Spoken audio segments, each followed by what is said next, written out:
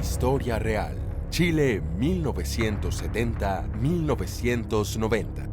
11 de septiembre de 1973.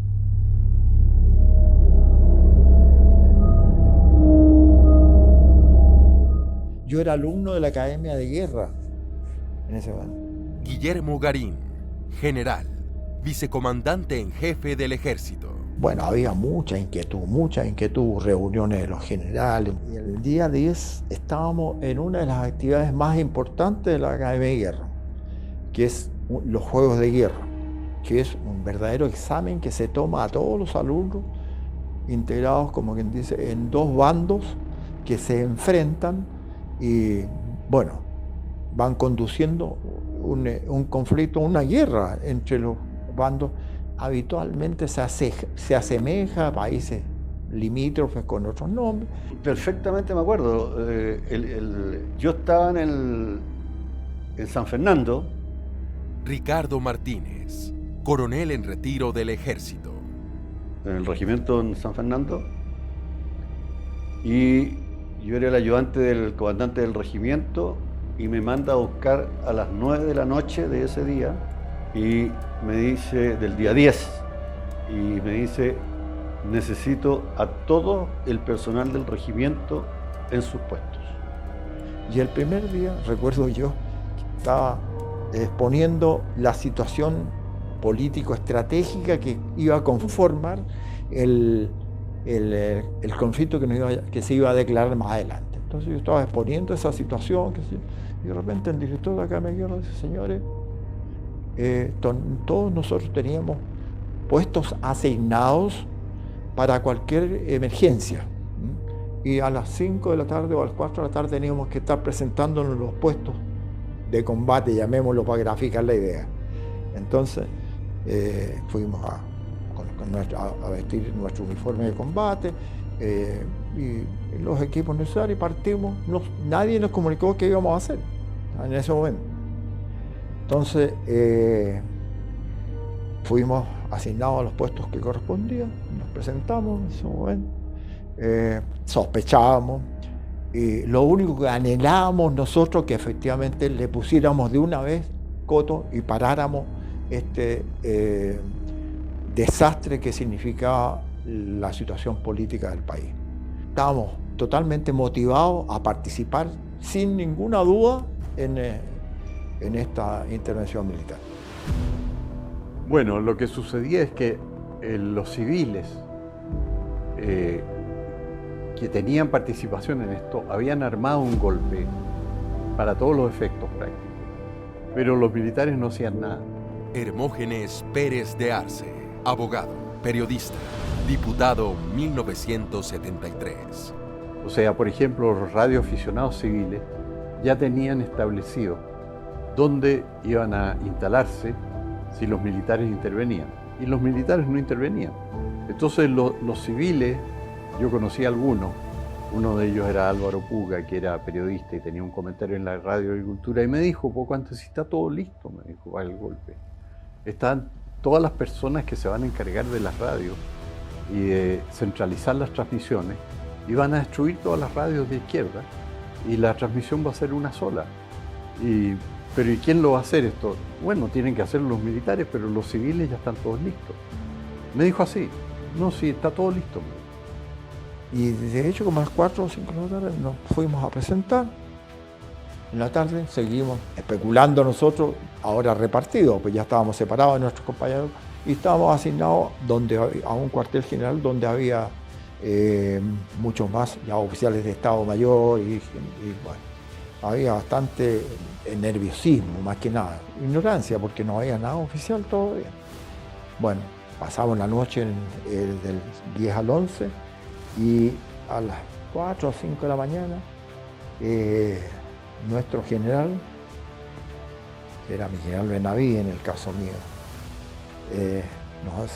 reúne a los oficiales de planta del cuartel general y nosotros, los 2 o 3 alumnos de la Academia de Guerra que fuimos a ese cuartel general, y nos dice, señores, los comandantes en jefe, el general director, y me recuerdo más o menos las palabras, han decidido, han resuelto, intervenir en el gobierno. Este es un viaje sin retorno, eso fue lo que me recordé. Y en consecuencia, aquel que no esté de acuerdo lo manifiesta ahora o se integra 100% a este movimiento en que nos vemos obligados a intervenir en nuestro país.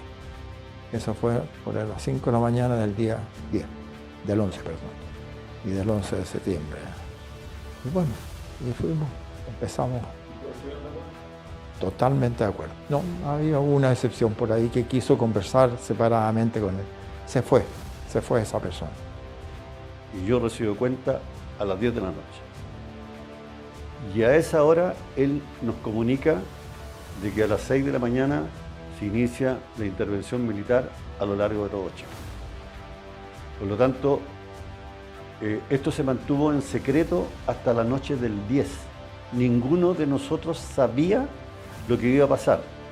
Lo que sí tengo que decir de que había una efervescencia muy alta en el ejército. No puedo hablar por las otras instituciones porque no lo sé, porque todo el ejército, tanto oficiales como suboficiales, estaban absolutamente descontentos con lo que estaba haciendo el presidente de la República, que nos estaba llevando a un gobierno marxista, y además estaban muy descontentos de la actuación que estaba realizando el comandante en jefe de la época, mi general Carlos Prat. Entonces, lo que sabíamos, yo era diputado y no tenía contacto con militares. Una vez un oficial de la Fuerza Aérea me pidió que fuera a hablar con él, y un senador de mi partido, Fernando Chagavía, me dijo que era Fernando Chagavía, bien dicho, que era una persona de toda confianza. Fui a hablar con él, era un coronel de apellido La Apóstol, y él me preguntó qué me parecería a mí si hubiera un gobierno militar. Y yo le dije, bueno, eso no está dentro de la Constitución, le dije yo soy diputado, soy abogado, entonces si usted me pregunta un gobierno militar, yo reviso la Constitución y no está en ninguna parte. Y entonces eso fue lo que recuerdo de la conversación, porque fue lo único que salió de lo normal. Lo demás fue una conversación de actualidad, nomás con este uniformado, que no sé por qué quería hablar conmigo, tal vez porque yo hablaba por radio y escribía en los diarios. Porque tiene destruido, y este es un gobierno corrompido y degenerado, señor. Inmundo, comunistas asquerosos, tienen que salir todos de Chile. La intervención fue, pero prácticamente por unanimidad, apoyada por las Fuerzas Armadas integralmente. Esa fue la gran cualidad que tuvo este movimiento, porque era tremendamente peligroso que hubiese fracciones o que se hubiese fracturado el frente de las Fuerzas Armadas. Esa noche del 10, una vez que recibe cuenta el comandante del regimiento y nos informa de la situación y nos indica cuáles son las misiones de cada uno, porque entre paréntesis la gente tiene la creencia que los militares planificaron esto como 2 o 3 días antes. No, esto se planificó con 2 o 3 años de anticipación, o sea, básicamente desde que salió Allende. Y esto no es porque haya salido Allende, sino que se hace siempre. Las Fuerzas Armadas siempre están preparadas para los peores escenarios que se puedan dar, tanto externos como internos. Yo no tenía información militar ni de ese origen, no sabía lo que iba a pasar. Y de hecho, entre los diputados del Partido Nacional habíamos acordado que en caso de una emergencia institucional, que podía ser un golpe militar o un golpe del gobierno, autogolpe, nosotros nos íbamos a reunir en grupos en distintas partes, con medios de comunicación. Y a mí me habían asignado irme a la radio Minería, que quedaba en Providencia con toda Lava, en caso de emergencia. Entonces yo sabía a dónde tenía que ir. Y ese día 11 yo me levanté normalmente para llevar a mis hijos al colegio, y cuando iba a salir me llamó Gustavo Alessandri, que era diputado también, y me dijo: Hermógenes, se están tomando el poder, pon la radio. Y ahí puse la radio y oí los primeros bandos, y ahí me enteré. O sea, para mí fue una sorpresa completa en ese sentido. Atención, a partir de este momento damos paso a una red provincial y nacional de radiodifusión de las Fuerzas Armadas, teniendo presente la gravísima crisis económica. Las Fuerzas Armadas y Carabineros de Chile declaran que el señor presidente de la República debe proceder a la inmediata entrega de su alto cargo a las Fuerzas Armadas y Carabineros de Chile. La prensa, radiodifusoras y canales de televisión adictos a la unidad popular deben suspender sus actividades informativas a partir de este instante. De lo contrario, recibirán castigo aéreo y terrestre. El pueblo de Santiago debe permanecer en sus casas a fin de evitar víctimas inocentes. Así que el comandante del regimiento toma el mando, él se va a la intendencia, habla con el intendente, le explica la situación y el ayudante de él, que era un capitán de carabineros, le dice que lo conduzca a la prefectura de carabineros, donde quedó en calidad de detenido, pero en una forma muy amable. Él lo entendió, no puso resistencia y por lo menos en la zona de Colchagua, que es donde me tocó vivir los primeros meses del pronunciamiento militar, fue absolutamente tranquilo. El clima era que esto no podía seguir y que iba a tener un desenlace, pero nosotros no sabíamos como civiles precisamente lo que había pasado, que después se supo muy bien cuando Merino le mandó esa nota a Pinochet y a Lee y le dijo que él iba a actuar el martes 11. Entonces ahí fue Merino el que gatilló el golpe. Yo lo viví de una manera muy especial, porque no estaba en Chile. Yo había salido de Chile inmediatamente después del tanquetazo. Carlos Cáceres, economista, ministro del Interior 83-84 y Hacienda 88-90. Que se produce a fines de julio del año 1973 como una primera manifestación de la molestia militar que había por lo que estaba aconteciendo en el país. Y había sido aceptado en un programa que tenía la Escuela de Negocios de Harvard en Francia.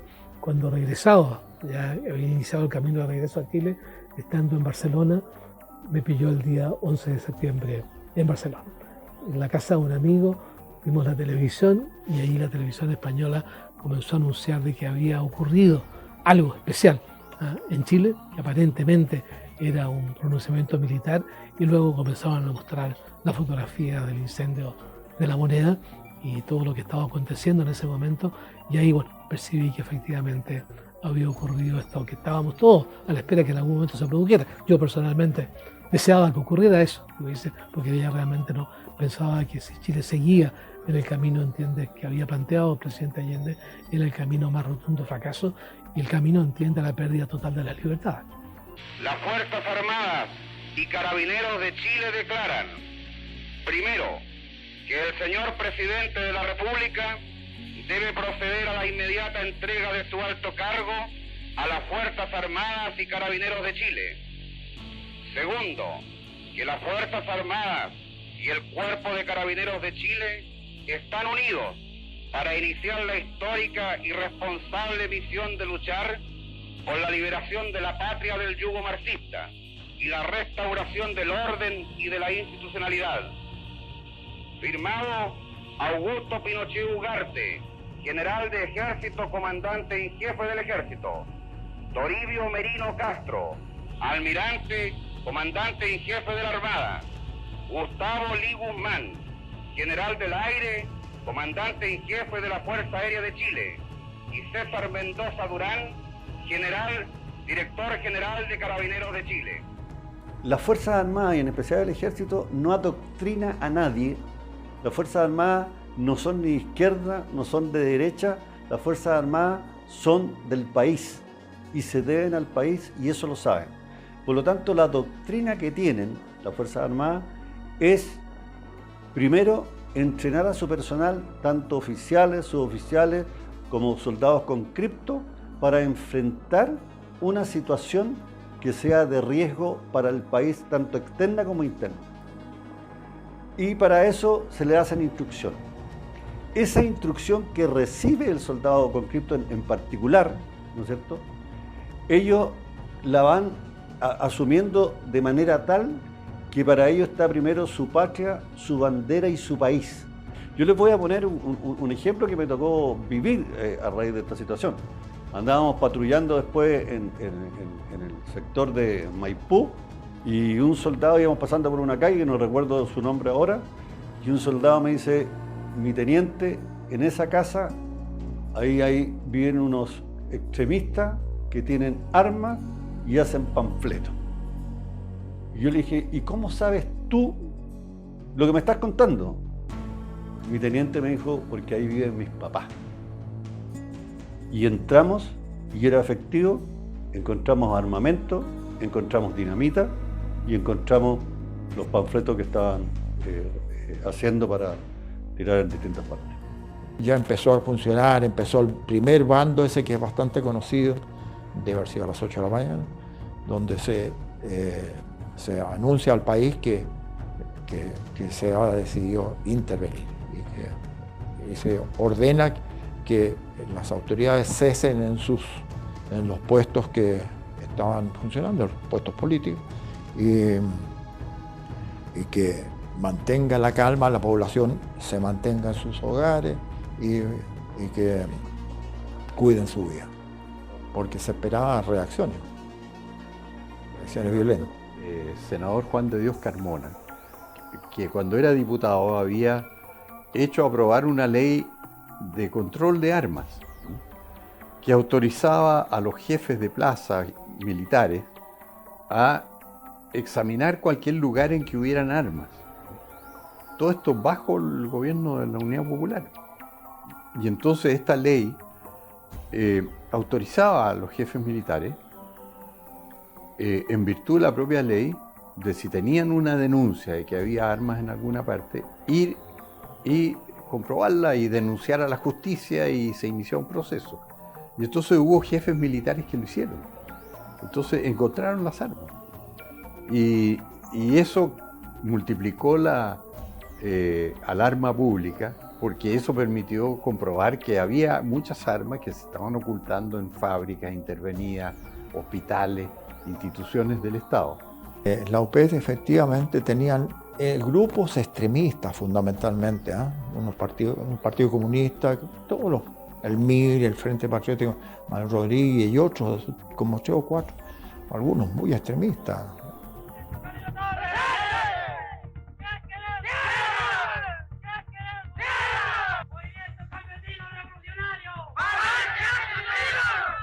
Entonces no teníamos informaciones fidedignas de dónde podrían salir las armas que podría tener la gente del gobierno.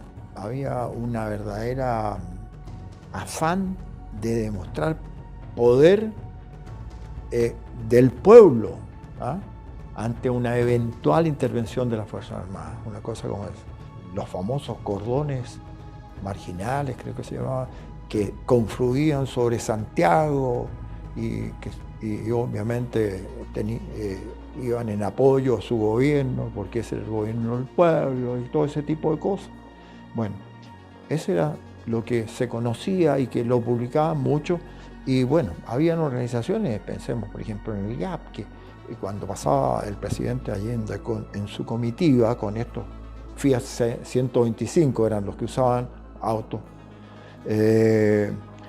y con la gente del GAP, que era una organización absolutamente ilegal, no tenía vía legal eso, pero con sus armas mostrándolas a través de las ventanas y amedrentando a la gente para que conseguir, digamos, el efecto psicológico de que no era gratis intervenir contra el gobierno. Un poco era eso el propósito. Cuando nosotros disparábamos, ya los soldados que estaban ubicados por acá concentraban el fuego hacia la ventana donde estábamos disparando nosotros. Pero en ese momento nosotros inmediatamente nos cambiamos de ventana o nos cambiamos de piso y los pillamos a cada vez, ¿ya? Y ese fue el juego de 3, 4 horas que tuvimos. Pero gran sorpresa nos llevamos cuando unas tropas nuestras que van desde un cuartel que estaba cerca del Parque O'Higgins en dirección al Ministerio de Educación, creo que fue. Y ahí salieron un fusil famoso, el AK-47, el Kalashnikov, que es el fusil de la órbita soviética. En ese momento, una extraordinaria arma, de un poder de fuego increíble, una rapidez de tiro tremenda. Y en una especie de allanamiento que hubo en ese primer momento, asesinan a uno de los sargentos primeros nuestros de una escuela de suboficiales. Y conocimos, nosotros que éramos profesionales, por supuesto en los folletos y en las revistas de armamento aparecía, pero este fusil que era tan efectivo. Y se allana a Tomás Moro, que es donde estaba el presidente Allende, y ya se había suicidado. Bueno, y se encuentran pero una cantidad increíble de fusiles AK-47 y otras armas, unas pistolas Browning, un armamento de buena calidad. Y no sabíamos, nosotros, como te digo, la inteligencia nunca había captado esas cosas porque era muy difícil meterse sin quedar en evidencia. Y con las represalias correspondientes que nos venían de las autoridades que estaban en ejercicio. Hubo un general que se distinguió mucho, que era, tenía su sede en Punta Arenas, que es el general Torres de la Cruz, que tomó al pie de la letra la ley y durante la Unidad Popular iba a lugares donde capturaba armas de gente de la Unidad Popular y no podían decirle que no porque eso era legal. Y él iniciaba las acciones en los juzgados. Entonces eso pasaba también en otras partes del país.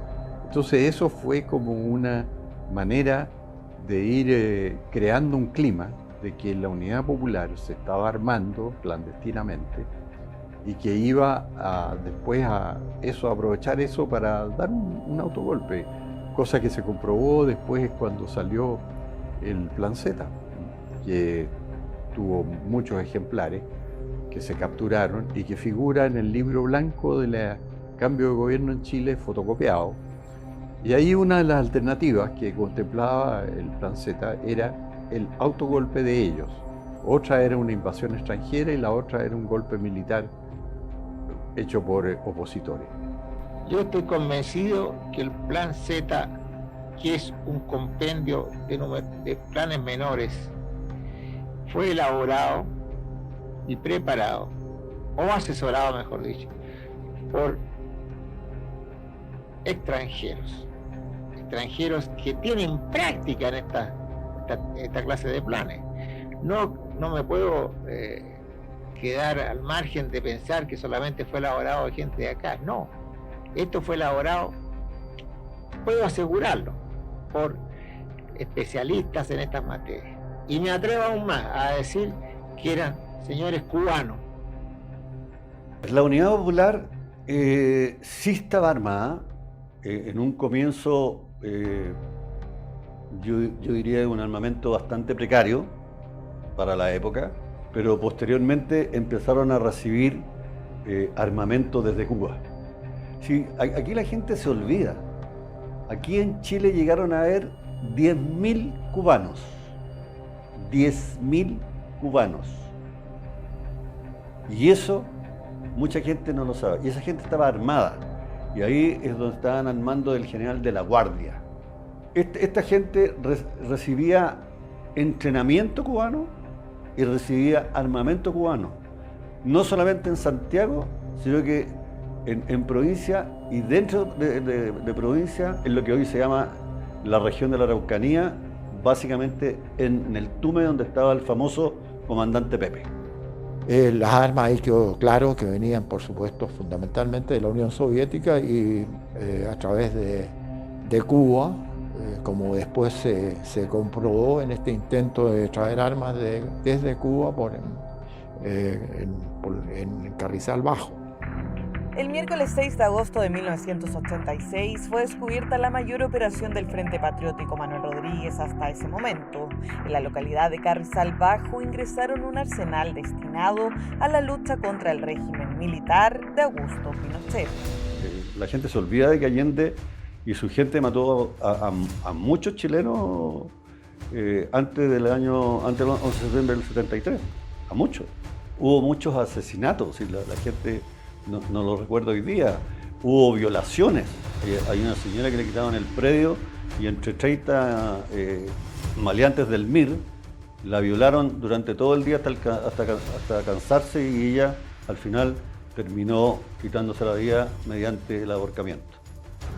Nuestra opinión es que la crisis económica, el intento de la Unidad Popular de acaparar el poder por cualquier medio, el caos moral y la destrucción institucional a que habían llevado el gobierno del señor Allende al país, provocaron un grado de desesperación y angustia colectivo en la mayoría de la población de los chilenos que precipitaron este pronunciamiento de las Fuerzas Armadas. Nosotros tenemos el convencimiento de que la llamada vía chilena de construcción del socialismo, que empujó y enarboló como bandera a la Unidad Popular y exhibió mucho en el extranjero, estaba rotundamente fracasada. Y eso lo sabían los militantes de la Unidad Popular y lo sabía Allende. Y por eso ellos se prestaban, a través de la organización de milicias armadas, muy fuertemente equipadas, que constituían un verdadero ejército paralelo, para dar un autogolpe y asumir por la violencia la totalidad del poder. En estas circunstancias, pensamos que la acción de las Fuerzas Armadas simplemente se anticipó a ese riesgo para salvar al país de caer en una guerra civil o en una tiranía comunista. Hubo defensa, por eso hubo 80 militares muertos en esos días, en los primeros tiempos. Hay que decir una cosa, aquí el 60% de todos los muertos que hubo entre el 73 y el 90, se produjeron todos, el 60%, o sea, casi los 2/3, entre el 11 de septiembre y el 31 de diciembre del 73. Y todos los que están presos ahora y todos los militares que actuaron ahí son por ese periodo, yo diría la gran mayoría. Porque ahí se produjeron casi todos los muertos y después el país se tranquilizó absolutamente. Siguió operando el MIR, claro, pero con operaciones más o menos aisladas. Hay compañeros míos que murieron, incluso es más.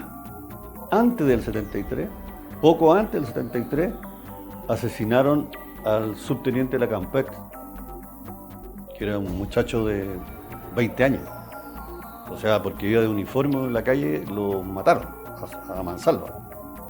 Por lo tanto, sí hubo muerte de gente nuestra y la sentimos como corresponde, pero el 99% de la gente de izquierda que murió fue porque se enfrentó con las Fuerzas Armadas.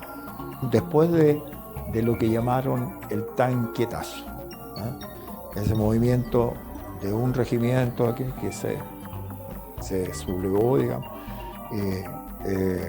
efectivamente fue un llamado de atención donde se mostró el enemigo nuestro, porque de los edificios de los alrededores de La Moneda, del barrio cívico se llamaban mucho en esa época, hubo uso de armas intensamente contra las Fuerzas Armadas, que salieron a la calle un poco en apoyo del gobierno de Allende.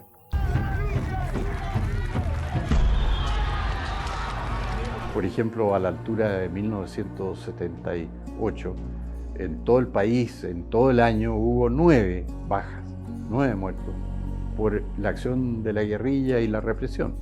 Entonces está el país absolutamente pacificado, mucho más que ahora, por supuesto, en todo sentido. Entonces esto se ha disfrazado un poco después porque no se ha contado la historia real. Pero los muertos, la lucha duró 90 días, digamos. O sea, a fin de año se había terminado. Y eso lo dijo Pinochet en ese tiempo, cuando lo entrevistaba en la prensa. Yo he tenido que revisar todo eso porque escribí la historia de todo este proceso. Y Pinochet le declaró a la revista Ercilla, le dijo, yo calculo que los muertos en total en este momento son 1800. Y después el informe Reti, que examinó ese periodo y determinó todos los muertos, y eran 1823. O sea, Pinochet erró por 23. Cuando lo dijo en octubre del 73. En ese tiempo la gente de izquierda en el exterior decía que había 100.000 muertos en Chile y que los cadáveres flotaban en el Mapocho y todo eso. Pero la verdad es que fueron 1823, de los cuales 300 y tantos eran muertos por la izquierda y 1500 por los militares. Los cordones industriales, yo diría que el que puso más resistencia, que fue un par de horas, fue el del sector Cerrillo, donde estaba Defensa Maense. Pero eso fue un par de horas. Y después, nada. Lo que sí, tuvimos mucha resistencia y con muchas muertes de nuestra gente, básicamente por parte del MIR, y después nace ahí el Frente Patriótico Manuel Rodríguez. Esos son los movimientos que más complejizaron la acción, ¿no es cierto?, de las Fuerzas Armadas, y ahí es donde viene, ¿no es cierto?, en el mes de octubre del 73, la creación de la DINA, la Dirección Nacional de Inteligencia. Bueno, sobre el bombardeo de La Moneda, mi opinión personal es que no era necesario, obviamente que no era necesario, pero era una forma de darle un papel importante a la Fuerza Aérea, porque obviamente el ejército podía hacerlo tal como lo hizo, de hecho, porque el bombardeo de La Moneda no mató gente en el fondo, y había que tomársela, y el general Palacios tuvo que hacerlo. Yo considero que fue acertadísima, pero fue una gran idea. ¿Por qué? Porque con ese ataque se impidió que todos estos exabruptos, llamémoslo así, que de las autoridades de gobierno que llamaban al pueblo que se viniera a hacer, y además los movimientos extremistas que también se mostraban y se comportaban como activistas para que la gente concurriera en apoyo al gobierno, se expusieran a lo que las Fuerzas Armadas habían iniciado ya. Entonces, eso sirvió como disuasivo para toda esa gente. Se salvó mucha gente que confiadamente, como verdaderos corderos, iban a marchar por las grandes alameas o por todo ese discurso, los cordones marginales y todo eso, las empresas, los trabajadores de las empresas que iban a marchar a apoyar a Allende y a su grupo. La verdad es que no había mucho que defender porque ya la gente no quería más guerra.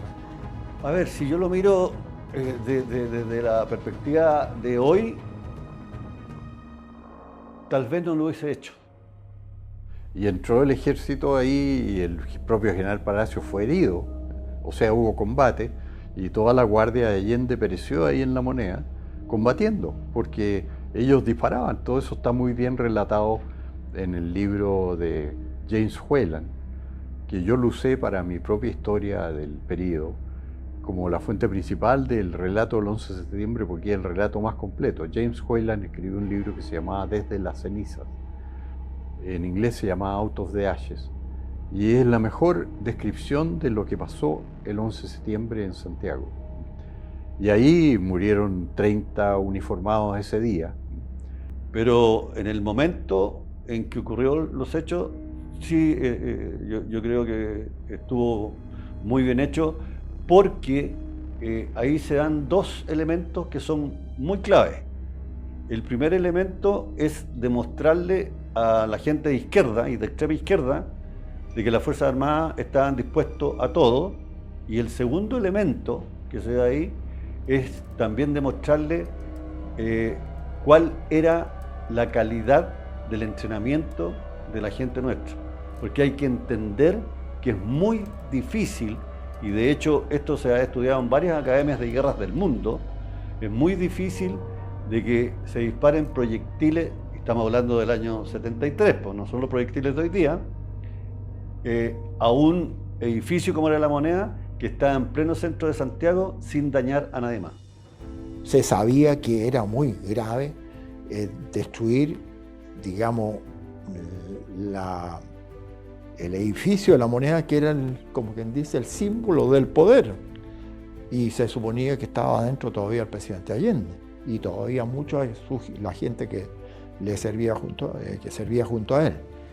Pero se calculó muy bien y además dieron una demostración de eficiencia los pilotos de la Fuerza Aérea que realizaron este ataque pensando en realizar justamente la menor mortandad posible. Pero ese acto favoreció mucho a la población civil, que pudo haber sido utilizada para apoyar al presidente Allende en esta situación que tiene que haber sido desesperada para él.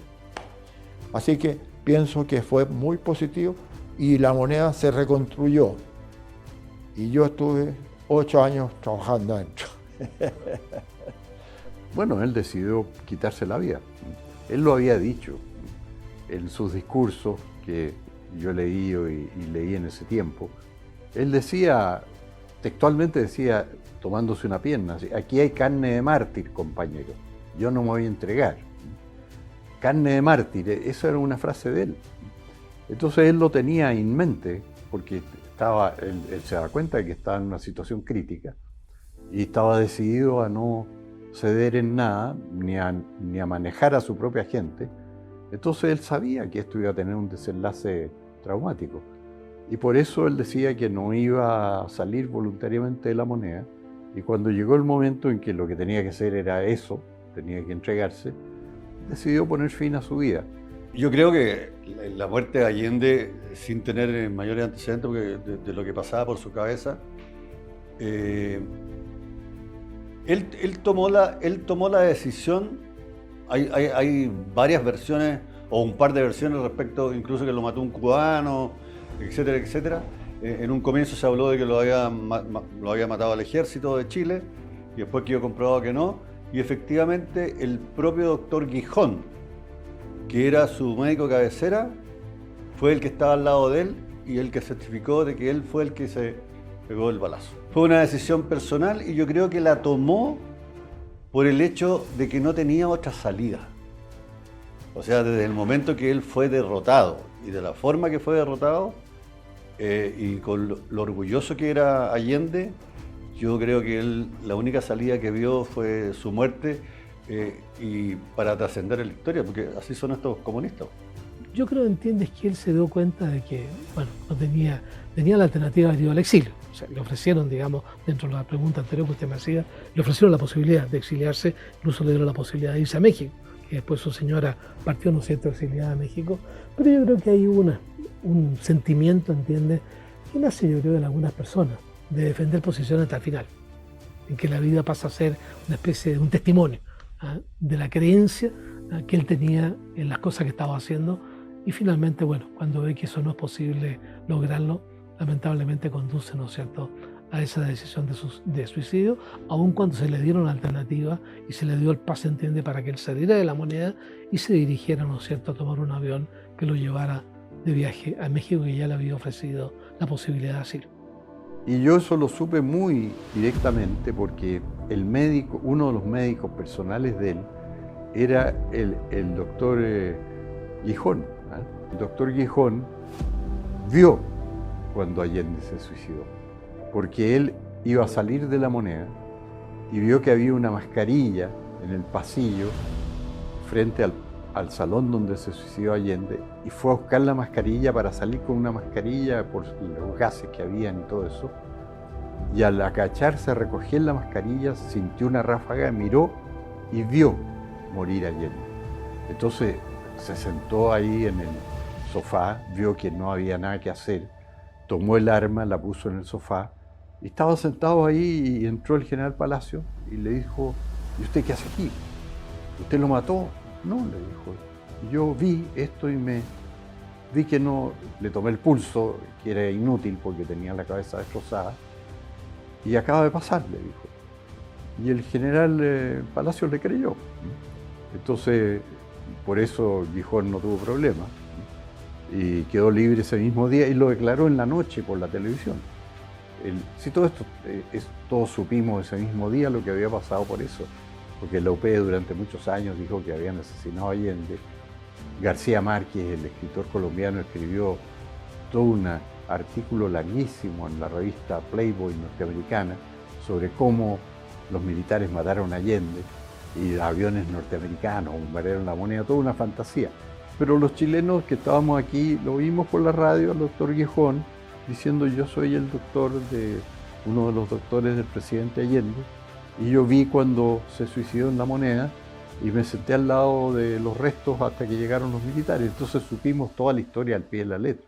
Enseguida una comunicación al señor presidente de la República. Then a communication to Mr. Allende. Para que entregara el mando de la nación sin derramamiento de sangre. So he will relate the power without any loss of blood. Sin embargo, el señor Allende se negó a aceptar esta proposición. But Mr. Allende refused this proposal. Respecto a de la muerte del presidente Allende, era totalmente evitable. De hecho, yo sé de muy buena fuente que se le ofreció, por supuesto, sacarlo del país, donde no podía, obviamente, quedarse. Él tenía que irse del país, no había forma.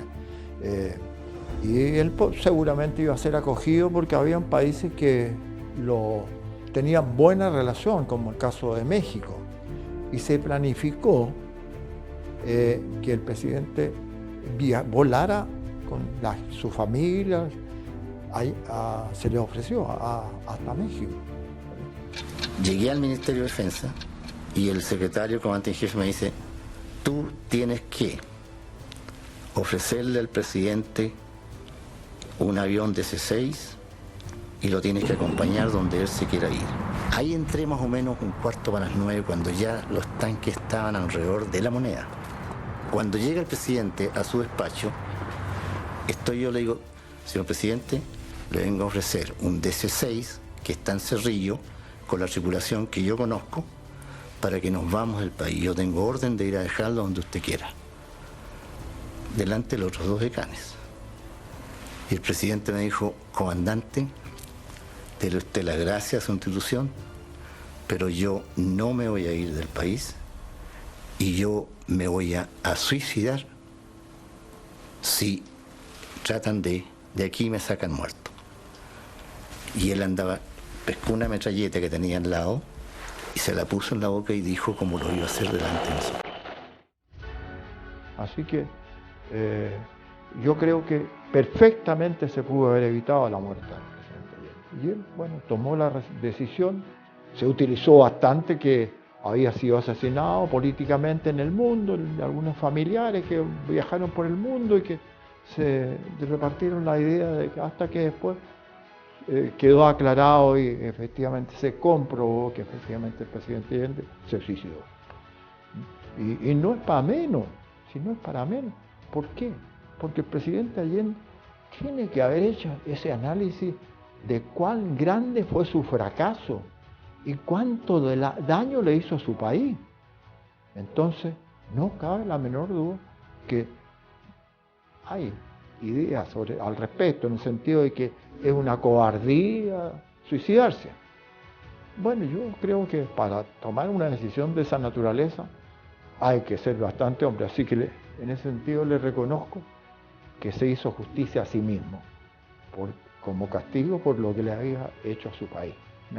Un análisis de esa naturaleza debe haber ocurrido en la mente del presidente. Los partidarios de Allende, transcurrido el pronunciamiento militar, lo que hicieron, que es lo que hace siempre la izquierda, arrancar. Mire, había habido una conversación entre los generales Prats, que era el comandante en jefe del ejército, y el que lo seguía, Pinochet, antes del 11, que quedó registrada porque se publicó en las propias memorias de Prats. Y en una de estas conversaciones Pinochet le dijo a Prats: estos gallos no nos aguantan ni una crujida, le dijo, con esas palabras. Estos gallos no nos aguantan ni una crujida. Y Prats se enojó y le dijo: estás con el golpecito. No, estoy diciendo la verdad nomás, que si aquí hay una lucha no va a durar nada, le dijo. Y fue así, se acabó. El 31 de diciembre ya no había prácticamente lucha. Había atentados guerrilleros porque el BID seguía operando, pero no había combate. Arrancaron, se metieron a las embajadas, se asilaron y otros se fueron por pasos fronterizos no habilitados hacia Argentina, Perú o Bolivia y lograron salir de Chile. Lo que pasa es que la izquierda nunca ha sido valiente. La izquierda, incluso la izquierda extrema, son valientes en grupo. Pero es un poco, si yo quisiera hacer hoy día un símil, ¿no es cierto?, de lo que es la CAM, la UAM, la RAF y todo lo demás, estos grupos extremistas y terroristas que están en la Araucanía. Yo le aseguro que si mandamos gente de las fuerzas especiales del ejército y de la armada, van a arrancar como ratas. Y son cobardes. La izquierda son cobardes.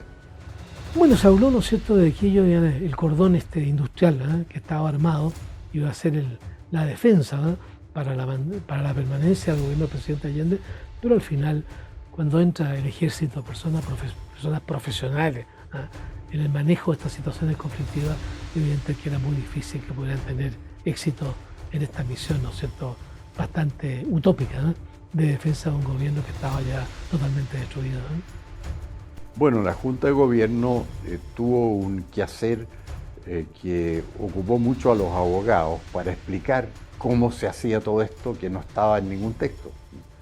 Y entonces, en un principio, tuvo el apoyo de los abogados demócratas cristianos, que fue muy importante, porque Alejandro Silva Bascuñán hizo una publicación en la revista de Derecho y Jurisprudencia, que era el principal abogado demócrata cristiano y defensor del gobierno, y que estuvo inicialmente en la comisión redactora de la nueva Constitución.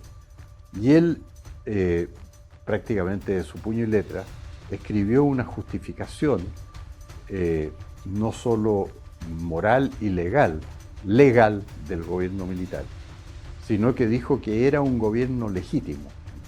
Y eso quedó publicado en la revista de Derecho y Jurisprudencia en un anexo en octubre del 1973.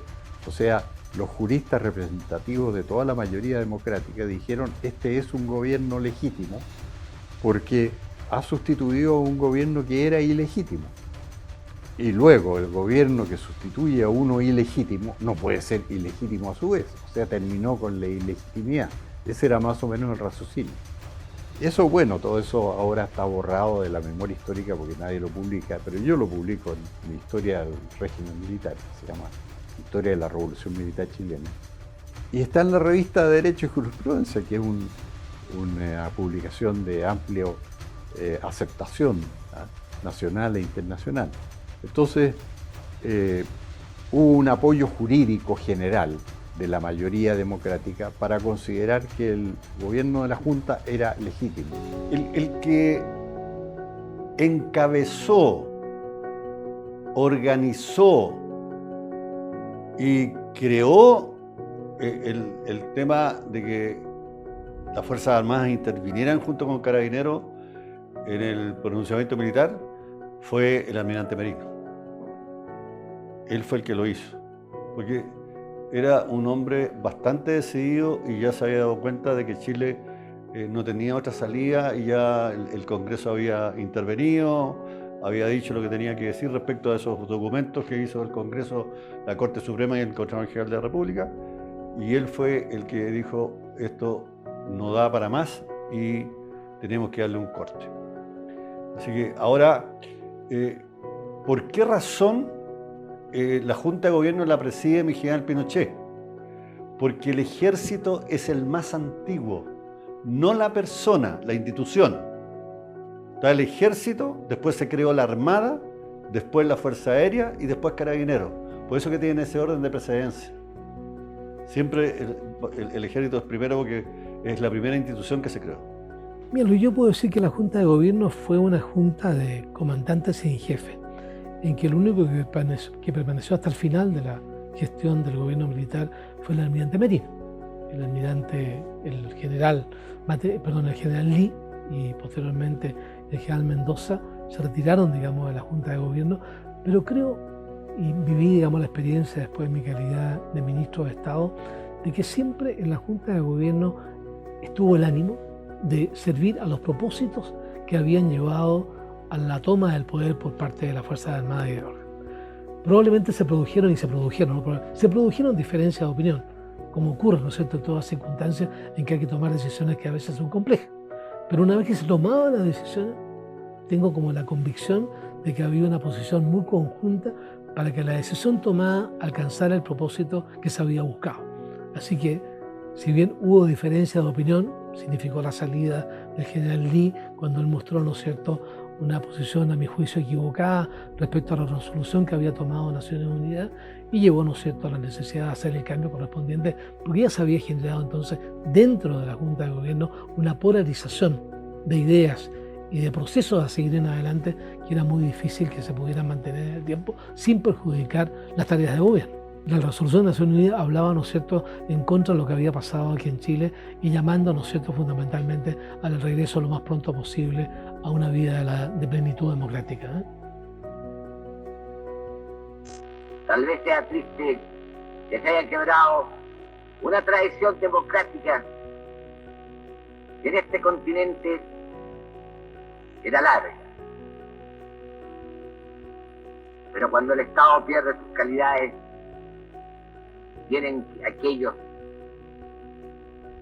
que por mandato mantener su vigencia, asumir ese cargo. Hoy lo hacemos. Estamos seguros que Chile entero tiene que comprender el sacrificio que nos significa. Estando yo muy preocupado y muy, digamos, triste por lo que estaba pasando en nuestro país, y con evidencia absoluta que lo que estaba expuesto era nuestra libertad, y por esta cosa que yo llevo muy adentro en el sentido del amor a la libertad, consideré que el hecho que se hayan logrado poner de acuerdo los comandantes en jefe y el general director de Carabineros para actuar al unísono y sin ninguna vacilación, todos por parejo, es una cosa notable.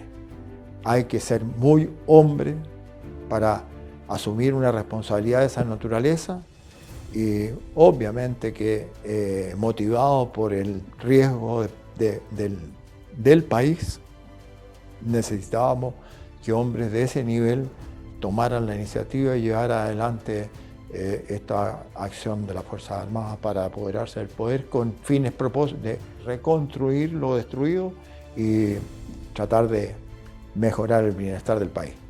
Porque Pinochet no fue presidente de la Junta inicialmente, fue presidente de la Junta pero no presidente de la República. Y se le vino a nombrar presidente de la República a finales del año 74. Primero se le nombró jefe supremo de la nación, había discrepancias con Lee, que siempre se oponía a eso.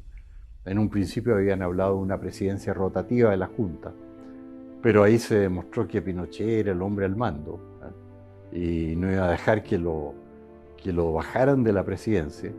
Y ahí entonces tuvieron que elaborar un procedimiento para nombrarlo primero jefe supremo de la nación. Gran problema con Lee, golpes en la mesa, hasta dicen que quebró Pinochet un cristal de una mesa con un golpe de puño en una de estas discusiones. Y finalmente, a fines de año, dictaron un decreto sugerido por uno de los ministros civiles. Dijo, aquí tiene que haber un presidente de la República. Y ahí nombraron presidente de la República Augusto Pinochet. Cuando se produce el pronunciamiento militar, tuvo un gran apoyo de la ciudadanía, pero un gran apoyo, y por varias razones. Y yo creo que la fundamental fue porque la gente por fin podía salir de su casa sabiendo que iba a volver sin que le pasara nada. Eso fue lo que se produjo, porque durante el gobierno de Salvador Allende uno veía salir a sus padres de la casa y no sabía si iban a regresar con vida o no. Yo creo que la reacción general fue una reacción de alivio. Yo creo, entiendes, que por fin llegó. Por fin ocurrió lo que muchos esperaban.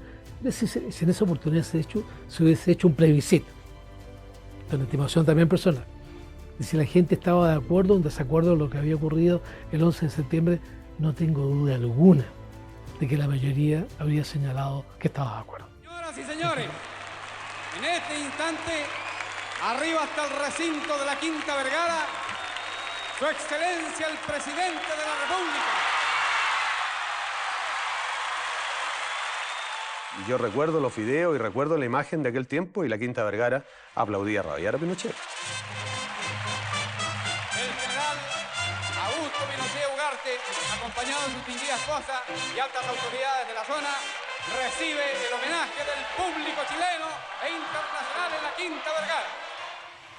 Porque realmente el estado de situación del país no daba para más.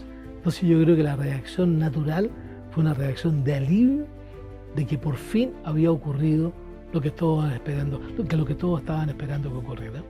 El país completo estaba convulsionado y afectados directamente. O sea, la sola declaración del presidente de que quedaban 3 días de harina.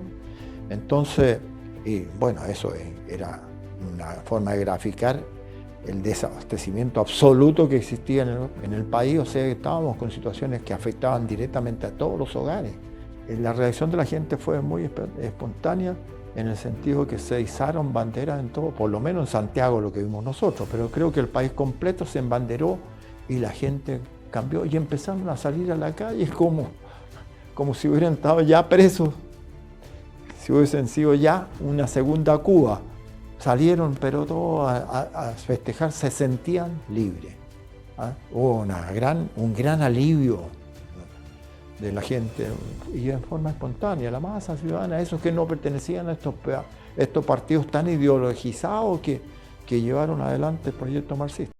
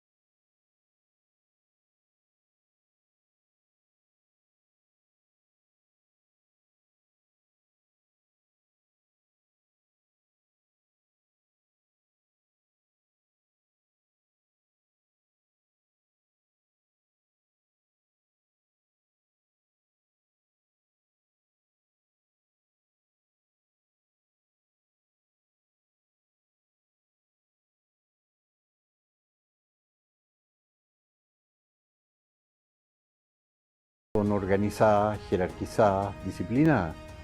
Y se sabía que iban a hacer lo que se dispusieran a hacer, lo iban a hacer bien.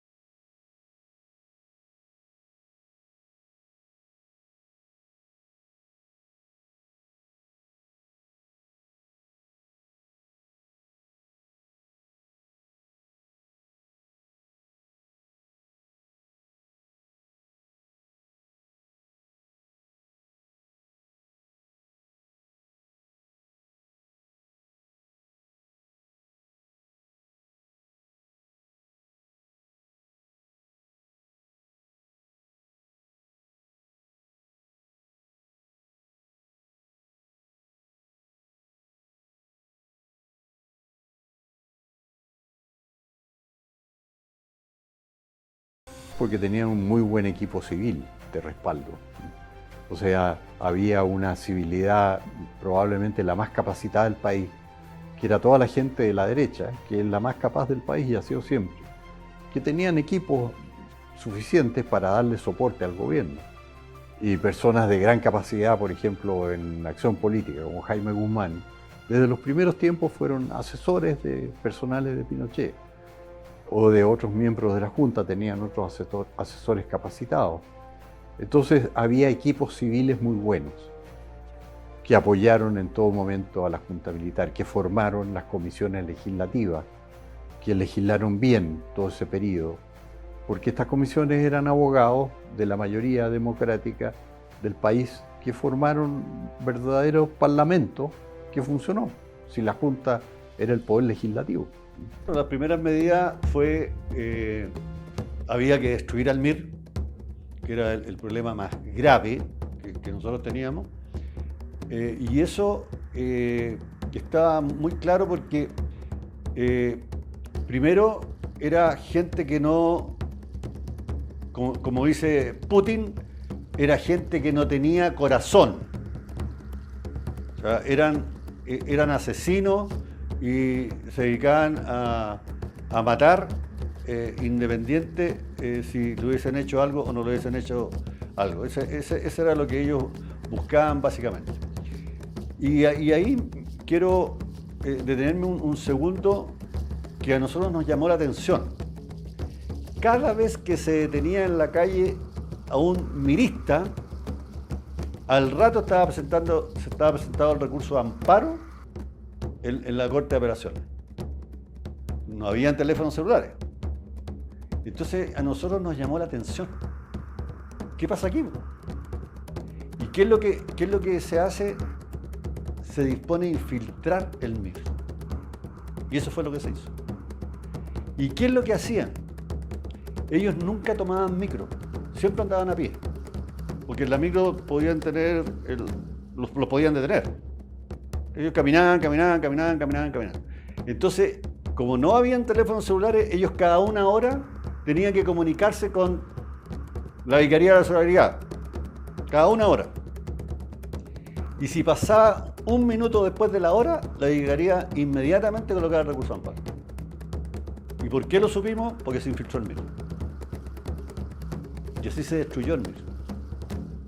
Completo.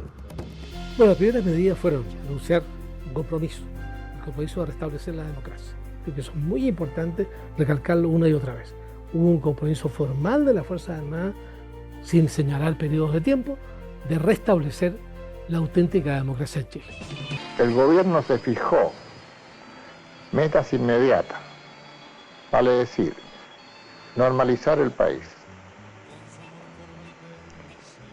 recuperar el trabajo en las industrias y en el campo, lo cual se ha realizado en forma amplia. Dentro de las primeras medidas económicas fueron muy importantes. Creo que una muy significativa fue anunciada por el almirante Gotuso, por ahí ha sido el mes de noviembre o de diciembre del año 73, de la apertura de la economía chilena a la competencia internacional, que era un punto clave en la nueva estrategia económica del país. Chile, en el año 1973, era una economía absolutamente protegida, nada más que para darle un tal. Había en ese entonces más de 5.000 posiciones arancelarias distintas, más de 5.000 posiciones arancelarias distintas. Y el rango de las posiciones arancelarias iban desde el 0%, no arancel, hasta 10.000% que pagaban algunas marcas de automóviles. Usted comprenderá la confusión, el caos, la posibilidad de corrupción que se abría. Primera medida tomada, todos los aranceles pasan a ser el 35% para todos los productos. La norma eminentemente impersonal que iba a ser una ilustración de muchas de las medidas que iba a tomar posteriormente el gobierno militar. Creo que allí fue de las primeras grandes decisiones, la apertura de Chile a la economía internacional, de tal manera que el proceso de progreso del país, el proceso de crecimiento del país, se fundamentara en sus auténticas ventajas competitivas. Abrir la economía para generar, ¿no es cierto?, una ventaja competitiva una producción con ventaja competitiva, que fue, a mi juicio, el fundamento del progreso económico que vivió Chile a partir del año 1974, con su ciclo, como toda actividad económica. Hubo una caída muy importante en la actividad el año 74, hubo otra caída muy importante el año 1982-83, que me correspondió a mí ser presidente del Banco Central y ministro de Hacienda y enfrentar una situación realmente bastante crítica en la economía del país, y después, ¿no es cierto?, un proceso de expansión que prevaleció hasta término del gobierno militar el año 1990. Y nosotros nos tocó más porque estábamos hundidos, teníamos que salir del hoyo que nos encontrábamos. ¿Estábamos tan mal, general? Pésimo estábamos, ¿no se acuerdan ahora? Pésimo. Se habían robado hasta las barras de oro del Banco Central, pues. Las habían cambiado por barras de cobre. También se le olvidó. También se le olvidó que habría una puerta al costado donde se controlan los billetes, etcétera, para sacar los billetes. También se olvidaron. Hay muchas cosas que se han olvidado. Lo primero fue reorganizar, devolver empresas a sus dueños, devolver fondos a sus dueños y empezar a producir, que fue lo que la reconstrucción del país prácticamente. Entonces el país empezó a crecer, pero ahí había desequilibrios económicos tremendos. No se había pagado la deuda externa, había que pagarla. Y además había una crisis internacional, que fue la crisis del petróleo, porque la crisis del petróleo se desarrolló en el 73, junto con el gobierno militar llegó la crisis del petróleo y bajó el precio del cobre por la crisis del petróleo y subió el petróleo, que era la principal importación de Chile. Entonces el problema era gigantesco. Y ahí fue donde Pinochet fue muy decisivo, de dar un corte y solucionar el problema. Y lo hizo a través de su ministro Jorge Caguas, que es un hombre que hay que reconocerle los méritos que tuvo, porque se encontró con una situación imposible y la arregló, haciendo todos los sacrificios necesarios el año 75. Dentro de las grandes medidas que toma la Junta de Gobierno en ese momento fue la creación del Consejo de Estado, creo que se llamaba, eso habría que corroborar. Se nombra a hombres de gran nivel,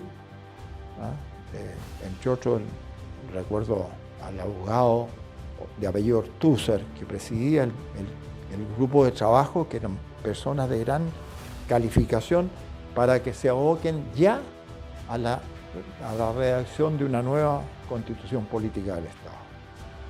Y empieza a trabajar el Consejo de Estado, donde se integran incluso el presidente González Videla y el presidente Jorge Alessandri alcanzó a estar también. Esa fue una gran medida que revelaba efectivamente lo que el gobierno militar pretendía: reconstruir el país, restablecer la convivencia entre los chilenos, porque eso había que hacer un gran esfuerzo para borrar todas las asperezas enormes que provocó, entre otros, por la ideología marxista-leninista que utilizaba el tema de la política del odio de clases. Aquí en Chile estaba completamente desarticulado el Estado de Derecho, no operaba, porque los tribunales mandaban oficios y nadie los obedecía. El gobierno no prestaba la fuerza pública, entonces el país había caído en la anarquía. Se habían apoderado por las armas, digamos, de las fábricas, de los fondos, de muchas viviendas. Entonces vivíamos en un clima anárquico. Eso era el tiempo de la Unidad Popular, se caracterizó por eso y fue uno de los motivos de su caída. En definitiva, cuando se entrega el gobierno en el año 90, definitivamente el país era otro, totalmente diferente, totalmente, por supuesto, fuera del tremendo desarrollo económico y social que se logró.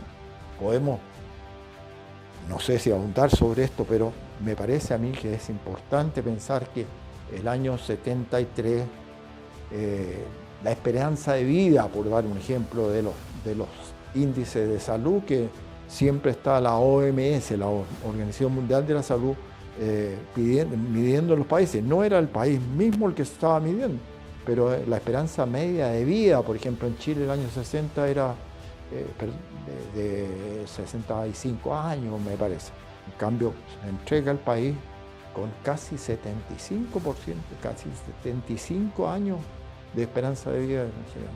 en todos los índices de salud se logra un desarrollo en el país que era prácticamente los índices que tenían los países desarrollados de Europa, en Chile. Y por eso se reconoció que Chile en muchos sentidos pasó a ser el líder en América Latina en general. Sostengo, y lo he dicho y lo repito, la historia se va a encargar de colocar al general Pinochet y a la Junta de Gobierno y al Gobierno de las Fuerzas Armadas y Carabineros de Chile en el sitial y el lugar que se merecen una vez que pasen los años. La historia se demora más o menos entre 50 y 70 años en escribirse. Hoy día son solamente eslogan que usa la izquierda para tratar de ganarse la simpatía de nuestra juventud o adultos jóvenes, digamos, menores de 40 años, que están absolutamente deconstruidos. Le han lavado el cerebro y lo han convencido que lo que es malo es bueno y lo que es bueno es malo. Bueno, la opinión mía de él ha mejorado mucho después que escribí la historia del gobierno militar.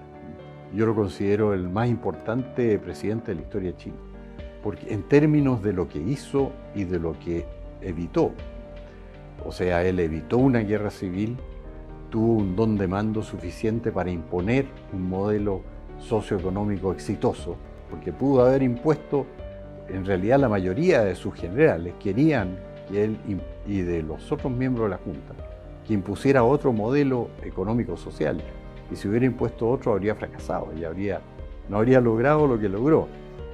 Entonces, todo el papel que tuvo en la guerra, cuasi guerra con Argentina, fue decisiva la personalidad de Pinochet. Entonces yo me he formado estudiando ex post a Pinochet, una impresión muy superior de la que yo tenía de él, porque yo, como director de diario, yo era director de La Segunda del 77 al 81, almorzaba frecuentemente con él y discutíamos, y en ese tiempo yo podría tener discrepancias de cosas que decía él, en fin, y no me daba cuenta del significado que tuvo en el fondo la intuición de él como estadista, para primero elegir el modelo que le iba a dar éxito, haciendo enormes sacrificios. Hubo un momento en que Pinochet resolvió y nombró a Caguas como viceministro de emergencia, que había que terminar con el déficit fiscal, por ejemplo, y le pusieron término en un año y echaron 1/3 de la administración pública. Bueno, era la receta adecuada. Al año siguiente Chile ya estaba creciendo al 7%, que no había crecido hacía muchos años esa tasa, si es que alguna vez. Entonces, fue decisivo en eso. Y Miguel Pinochet, el número 1, creo yo, absolutamente como corresponde a un comandante en jefe, a un líder, ¿no?, que tiene capacidad de mando y que al mismo tiempo es capaz de mantener sus resoluciones. Yo llegué a los altos mandos de la institución y muchas veces he pensado, si yo hubiese tenido la valentía y la firmeza para llevar adelante una acción de esta naturaleza y llevarla con éxito adelante. Así que realmente Miguel Pinochet yo lo defino en ese sentido como un ejemplar comandante en jefe y al mismo tiempo con capacidades suficientes como para constituirse posteriormente en el jefe del presidente de la República, que terminó siendo elegido el año 1980. Fue decisivo también en el tema de los derechos humanos para equilibrar, porque él tenía un movimiento guerrillero con mucho apoyo exterior, ¿no?, mucho financiamiento, llegada de armas, de elementos que venían acá a combatir contra el gobierno militar, a cometer atentados, sobre todo en los años 80. No me puedo quedar al margen de pensar que solamente fue elaborado de gente de acá. No, esto fue elaborado, puedo asegurarlo, por especialistas en estas materias. Y me atrevo aún más a decir que eran señores cubanos. Cuando se formó el Frente Manuel Rodríguez, y el Partido Comunista emprendió la lucha armada en pleno con apoyo soviético, alemán oriental, cubano. Eso fue un periodo muy difícil. A Pinochet en los 80 le hicieron 17 estallidos como el que hubo el 18 de octubre de 2019 y duraban un día. Si este estallido ha durado más porque no teníamos un Pinochet, pero duraban un día. Y se derogaba el estado de emergencia, el país se tranquilizaba hasta el siguiente estallido, porque ellos creían y decían que iban a derrocar a Pinochet. Y a otro con menos energía y pantalones lo derrocan. No me cabe duda que lo derrocan. Como pasó en el caso de Lee, que el año 78 se puso contra la Junta. ¿Por qué? Porque le metieron en la cabeza que no daba para más la situación. Siendo que en el 78 Chile iba como avión para arriba, pero Lee creía que habían fracasado y que había que entregar el poder. Entonces Pinochet tuvo esa firmeza. No lograron lavarle el cerebro como se lo lavaron a Lee. Y mantuvo la energía y coronó su gestión imposible, más éxito, creciendo al 10% al año, el país que más crecía en América Latina, pacificado completamente, no había conflicto en la Araucanía, no había terrorismo. O sea, coronó su tarea con un broche de oro. Por eso la medalla Misión Cumplida era muy, muy merecida. Así que yo me he formado, podríamos decir, ex post, después de los hechos, estudiando. Yo leí 100 libros para escribir mi historia de la Revolución Militar, que es el mejor presidente de la historia de Chile. O sea, un tipo extraordinario en términos de tener un horizonte claro. El horizonte de él era la libertad de los chilenos. Eso es lo que él hizo. Y por eso, con la constitución de él, tenemos la libertad que tenemos. Libertad en todo sentido. Libertad en lo económico, naturalmente, que es la que ha posibilitado la prosperidad. Pero libertad política, para que no sea una democracia que le den un papirote y le echen abajo. Que no han podido echarla abajo, incluso con la rendición del propio gobierno, como ha sido el caso Piñera, no la han podido echar abajo. Entonces, mi imagen de Pinochet es lo más favorable que puede ser, formada estudiando después cómo fue su gobierno. En todo momento, él estaba preocupado de, digamos, de cómo le iba al país. Él era un patriota absoluto. En ese sentido, yo doy fe de cómo lo vi actuar.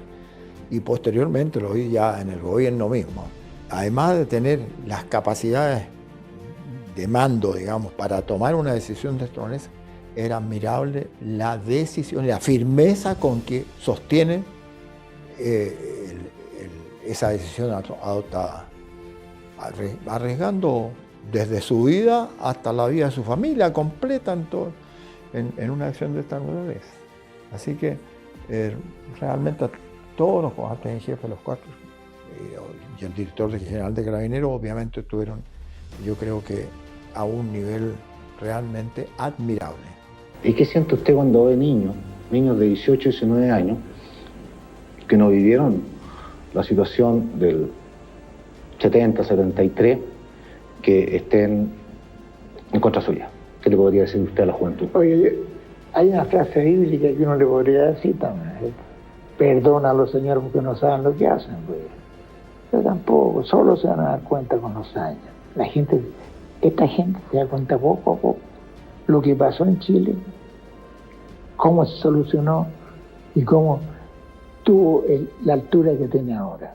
Y puede seguirse hacia arriba mejorando su calidad de país. Yo diría que yo definiría al presidente Pinochet independiente, sea el 11 de septiembre del año 73 o el 11 de marzo del año 1990, cuando le entrega el mando, una persona con un don de mando notable. Un don de mando notable. En segundo lugar, con una visión estratégica. Él tenía claridad absoluta hacia dónde quería llegar, cuáles eran los objetivos. Y una tercera dimensión que yo también la califico muy importante, la voluntad de acción. No era la persona que se quedaba detrás de un escritorio pensando, sino en un momento determinado hay que tomar la decisión hay que ejercer la acción para que la decisión tomada se convierta en realidad. Y esos 3 aspectos creo que el presidente Pinochet los tuvo el 11 de septiembre del 73 y los tuvo también el 11 de marzo del año 90 cuando entregó el poder. La historia real. Chile 1970-1990.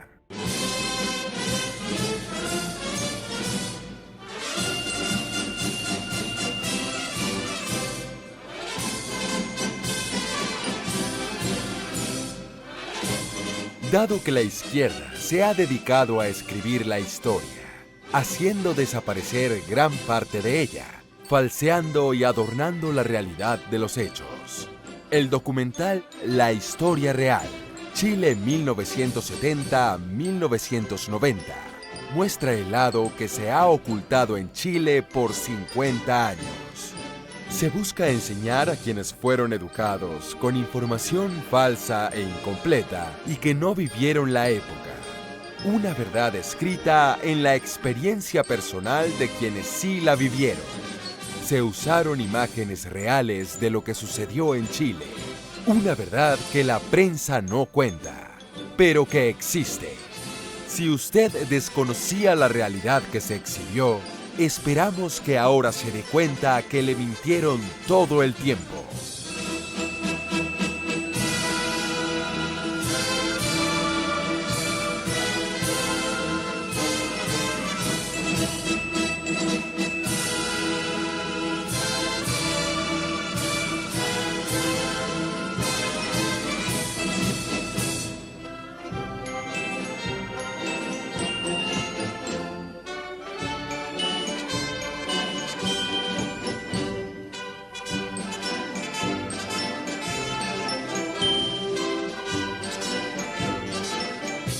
Todos somos chilenos. Tenemos que querer nuestro hermoso país. Cuidarlo de ideologías totalitarias, internas y externas que dañen nuestra libertad. Los chilenos siempre debemos ser libres. ¡Viva Chile!